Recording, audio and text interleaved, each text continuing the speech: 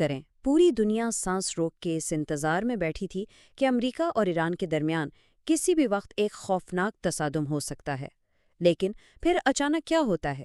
یہ دھماکہ خیز صورتحال ایک انتہائی پیچیدہ سفارتی بساط میں بدل جاتی ہے۔ پینٹاگون کے چیف پیٹ ہیگسیت ایک ایسا حیران کن بیان دیتے ہیں جس نے سب کو چونکا دیا کہ امریکہ ایران سے جنگ چاہتا ہی نہیں۔ آج کے اس تجزیے میں ہم انہی حقائق سے پردہ اٹھائیں گے اور دیکھیں گے کہ اس جغرافیائی اور سیاسی تضاد کے پیچھے اصل کہانی کیا ہے۔ آج کے اس تجزیے میں ہم ان 6 اہم پہلوؤں پر بات کریں گے۔ سب سے پہلے آبنائے ہرمز کے تعطل کو سمجھیں گے، پھر آپریشن فریڈم سے ملنے والے متضاد اشارے دیکھیں گے، اس کے بعد عالمی تیل کے بحران، عراق کی انتہائی پرخطر رعایت، ماضی اور حال کے بدلتے موقف، اور آخر میں خود امریکہ کے اندر چلنے والے حکمت عملی کے تنازعات کا جائزہ لیں گے۔ تو شروعات کرتے ہیں پہلے پہلو سے، آبنائے ہرمز کا تعطل۔ یہ وہی جگہ ہے جو اس وقت تمام تر کشیدگی کا مرکز بنی ہوئی ہے۔ اب یہاں سب سے بڑا سوال یہ پیدا ہوتا ہے کہ اگر واقعی مقاصد پرامن ہیں تو پھر اتنی بھاری فوجی تعیناتی کیوں کی گئی ہے؟ پینٹاگون چیف کہتے ہیں کہ وہ صرف تجارتی جہازوں کے لیے راستہ کھلا رکھنا چاہتے ہیں، کوئی جنگ نہیں۔ لیکن ایک طرف امن کی باتیں اور دوسری طرف جنگی بیڑے، یہ ایک ایسا کھلا تضاد ہے جس نے پوری دنیا کو سوچنے پر مجبور کر دیا ہے۔ اور زمینی حقائق تو ان دعووں کی بالکل ہی نفی کرتے ہیں۔ رپورٹس کے مطابق 2 امریکی جنگی جہازوں پر باقاعدہ حملے ہو چکے ہیں، اور وہ بھی تب جب وہاں اپاچی ہیلی کاپٹرز اور ڈرونز پہلے سے موجود تھے۔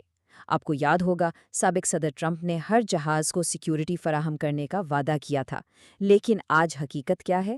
آج سیکیورٹی کے لیے نجی کمپنیوں پر انحصار کیا جا رہا ہے۔ یہ سب ماضی کے وعدوں کے بالکل برعکس ہو رہا ہے۔ اس سب کے دوران کیا آپ جانتے ہیں کہ آبنائے ہرمز میں اصل کنٹرول کس کا چل رہا ہے؟ ایران میں وہاں باقاعدہ ایک ٹول پلازا جیسا نظام قائم کر دیا ہے۔ وہاں سے گزرنے کے لیے 4 مراحل لازمی ہیں۔ پہلے ایران کو ٹرانزٹ فیس ادا کریں، پھر ایک محفوظ ٹرانزٹ کوڈ حاصل کریں، اس کوڈ کو ایرانی چیک پوسٹ پر جمع کروائیں، اور تب جا کر آپ کو وہاں سے نکلنے کا گرین سگنل ملے گا۔ یہ ایک انتہائی منظم لائحہ عمل ہے جو خطے میں طاقت کے اصل توازن کو ظاہر کرتا ہے۔ اب چلتے ہیں دوسرے پہلو کی جانب، آپریشن فریڈم، اور یہاں سے ملنے والے انتہائی متضاد اشارے۔ یہاں فوجی اور سفارتی پالیسی کا ٹکراؤ بالکل واضح نظر آتا ہے۔ ایک طرف تو ایک بہت بڑی فوجی طاقت جمع کر دی گئی ہے، 100 فوجی طیارے اور 15,000 فوجی وہاں تعینات ہیں، لیکن دوسری طرف کیا ہو رہا ہے؟ دوسری طرف خاموشی سے چین اور جنوبی کوریا کی منتیں کی جا رہی ہیں کہ وہ بیچ میں آئیں اور ایران کو مذاکرات پر آمادہ کریں۔ ایک سپر پاور کا یہ دوہرا معیار واقعی حیران کن ہے۔ صورتحال کو مزید الجھانے والی بات یہ ہے کہ دعویٰ کیا جا رہا ہے کہ جنگ بندی ابھی تک برقرار ہے، لیکن حیرت کی بات دیکھیں، اسی نام نہاد جنگ بندی کے دوران امریکی افواج پر کم از کم 10 حملے ہو چکے ہیں۔ ذرا سوچیں، یہ کس قسم کی جنگ بندی ہے جہاں مسلسل حملے جاری ہوں؟ یہ چیز اس پوری حکمت عملی پر ایک بہت بڑا سوالیہ نشان کھڑا کر دیتی ہے۔ تیسرا حصہ، عالمی تیل کا بحران۔ کیونکہ یہ معاملہ اب صرف فوج تک محدود نہیں رہا، اس نے عالمی معیشت کو ہلا کر رکھ دیا ہے۔ ذرا اس انتہا پر غور کریں، $126۔ جیسے ہی یہ ساری کشیدگی شروع ہوئی، عالمی منڈیوں میں ایک دم ایسا خوف پھیلا کہ تیل کی قیمتیں سیدھا $126 فی بیرل تک جا پہنچیں۔ دنیا بھر کے معیشتوں کے لیے یہ کسی زلزلے سے کم نہیں تھا، اور اس سے ثابت ہوتا ہے کہ اس ایک خطے کا تناؤ پوری دنیا کی جیب پر کس طرح اثر انداز ہوتا ہے۔ چوتھا حصہ، عراق کی رعایت۔ آسمان سے باتیں کرتی قیمتوں کے بیچ ایک انتہائی غیر معمولی اور پرخطر پیشکش۔ صرف $33، جی ہاں، جہاں تیل کی قیمتیں $100 سے اوپر جا رہی تھیں، وہیں عراق نے ایک ناقابل یقین پیشکش کر ڈالی کہ وہ اپنا تیل صرف $33 فی بیرل میں بیچے گا۔ بظاہر یہ ایک زبردست ڈسکاؤنٹ لگتا ہے نا، لیکن اصل میں اس کے پیچھے ایک بہت بڑی قیمت چھپی ہوئی تھی، اور وہ قیمت ان کڑی شرائط کی صورت میں تھی۔ عراق نے کہہ دیا کہ تیل تو $33 میں ملے گا، لیکن خریداروں کو اپنے ٹینکرز خود لانے ہوں گے، اس خطرناک آبنائے ہرمز سے خود راستہ بنانا ہوگا، راستے کے تمام خطرات تنہا برداشت کرنے ہوں گے، اور یہاں تک کہ ادائیگی کے معاملات بھی خود براہ راست ایران سے طے کرنے ہوں گے۔ مطلب عراق نے کسی بھی قسم کی ذمہ داری لینے سے صاف انکار کر دیا۔ یہ اس بات کا ثبوت ہے کہ خطے میں اس راستے کا رسک کوئی بھی نہیں لینا چاہتا۔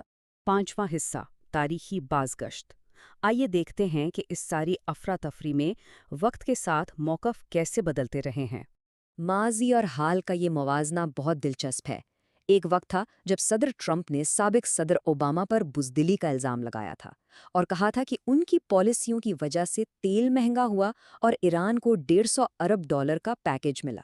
लेकिन आज ओबामा ये दावा कर रहे हैं कि नेतन्याहू ने उनके दौर में भी बिल्कुल वही हमले के मंसूबे पेश किए थे जो आज की क़यादत के सामने हैं, और उन्होंने जानबूझकर उन्हें मुस्तरद कर दिया था। यानी आला तरीन सतह पर इल्ज़ाम तराशी और मौक़िफ़ की ये तब्दीली कोई नई बात नहीं है। और अमेरिकी पॉलिसियों में इसी तसलसल के फुक़दान का नतीजा हमें इस रूसी तबसरे में बखूबी नज़र आता है। वो रात को कुछ कहते हैं और सुबह कुछ और। जब दुनिया की सबसे बड़ी ताकत की पॉलिसी इतनी तेज़ी से रंग बदलेगी तो जाहिर है कि बैनुल-अक़वामी सतह पर अदम एतमाद पैदा होगा, और इस वक्त आलमी सतह पर इस गैर यकीनी कैफियत को शिद्दत से महसूस किया जा रहा है। छठा और आखिरी हिस्सा, अमेरिका के अपने अंदरूनी हिकमत अमली के तनाज़ुआत, जो कि इस सारे बिगाड़ की शायद सबसे बड़ी वजह है।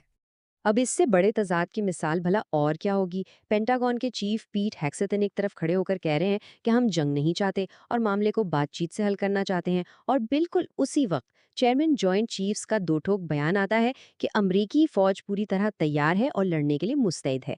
इसका सीधा सा मतलब ये है कि अमरीका के दिफाई ढांचे के दो सबसे बड़े ओहदेदार एक पेज पर हैं ही नहीं। इस अंदरूनी खलफशार का खमियाजा अवाम को भी भुगतना पड़ रहा है। पोलिंग का डेटा बताता है कि खुद अमेरिकी अवाम की एक बहुत बड़ी अक्सरियत मौजूदा क़यादत को अहम फैसले करने के लिए ज़हनी तौर पर फिट ही नहीं समझती। जब फैसला साजों पर अपने ही मुल्क के अवाम का एतमाद उड़ जाए तो फिर किसी मुस्तहकम आलमी हिकमत अमली की तवक्को कैसे की जा सकती है? ये तमाम हक़ाइक़ हमें आखिर में एक इंतहाई चुभते हुए सवाल पर ला खड़ा करते हैं। आलमी इस्तेहकाम आखिर कैसे मुमकिन है जब दुनिया की वाहिद सुपर पावर जिसे पूरी दुनिया की सिक्योरिटी का ज़ामिन समझा जाता है, वो अपनी ही फ़ौजी और माशी हिकमत अमली पर इस कदर बटी हुई हो। जब दुनिया चलाने वाले ही किसी एक रास्ते पर मुत्तफ़िक ना हो तो फिर आलमी सलामती का मुस्तकबिल क्या होगा? ये वो सवाल है जिसका जवाब आने वाला वक्त ही देगा। इस तज्ज़िये में हमारे साथ शामिल रहने का बहुत शुक्रिया।